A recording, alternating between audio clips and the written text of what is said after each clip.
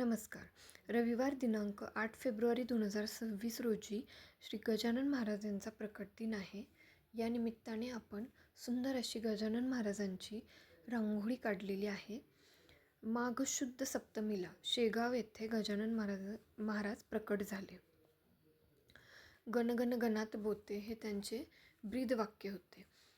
गजानन महाराजांचे दर्शन घेण्यासाठी लाखो लोक या दिवशी शेगाव येथे जात असतात. श्री गजानन विजय हा त्यांचा ग्रंथ अतिशय पवित्र आणि लोकप्रिय असून अनेक लोक गजानन महाराजांची सेवा करतात. त्यानिमित्ताने आपण सुद्धा आपल्या चॅनलवरती एक रांगोळी काढलेली आहे. ती तुम्हाला कशी वाटली हे कमेंटमध्ये नक्की सांगा.